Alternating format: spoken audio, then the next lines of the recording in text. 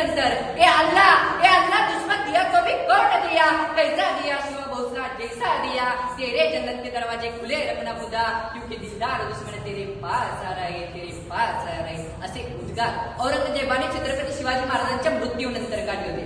अहो औरंगजेबाचा मामा शाहिस्ते खान म्हणतो, उस दिन शिव भोसला ने सिर्फ मेरी उंगलियां नहीं काटी तो मेरी पूरी ताकद और मेरे घमंड को चूर चूर कर डाला. म्हणून शिवाजी महाराजांचा परकेंना इतका मोठा विश्वास होता, कारण त्याच्यावर माँ-जिजाऊंचे संस्कार आणि शिक्षण होते. आज प्रत्येक माता पित्याला वाटते की आमच्याही घरी जिजाऊ जन्माला याव्यात, आमच्याही घरी शोभा जन्माला याव्यात. पण कसे घडतील शोभा, कशा घडतील जिजाऊ, कारण आज आमच्या घरात मायचा राणीच नाहीये. आमच्या घरात आहेत ना, आहेत मम्मी, मॉम, डॅड. सांगा ना कसे घडतील शोभा. आज आमची आई मुलाच्या जवळ बसून अभ्यास घेत नाही, तर टीव्ही पुढे बसते आणि मालिका बघते आणि त्याच मालिकेचं अनुकरण करते. अहो पूर्वीच्या महिलांकडे बघत चला, या वाचक होत्या म्हणून छत्रपती शिवाजी महाराजांवर इतके चांगले संस्कार घडले.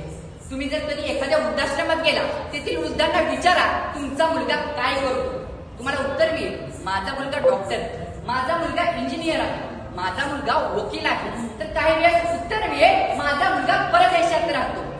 विचारा त्या वृद्धांना तुमच्या मुली काय करतात. डोळ्यात पाणी अडून उत्तर मिळेल माझी मुलगी प्रेम विवाह करून कुठेतरी दूर राहते, जिवंत आहे की नाही हे सुद्धा माहित नाही. अरे प्रेम करावं ना, करावं कसं करावं ऐकाच मग राजा तुम्ही पुढे विषयाकडे काढता. जोपर्यंत तो पैसा वाचल्याने पडत नाही तोपर्यंत काही गणी मला पुढे जगून देणार नाही.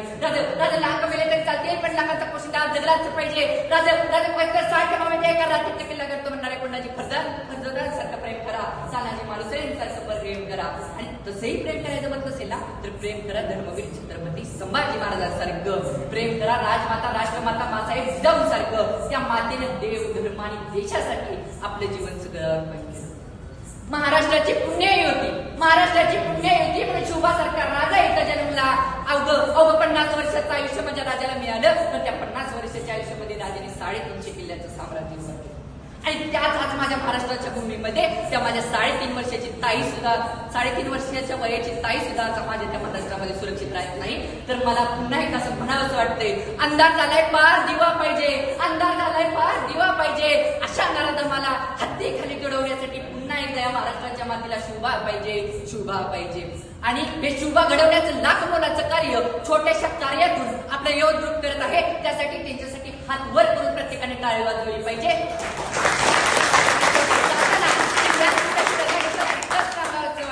रयतेच्या पायी तो जन्मभर जिजला, रक्षणात दयाच्या गुडगोटी बसला, मानवतेच्या त्या दयापुढे काळी झुकला.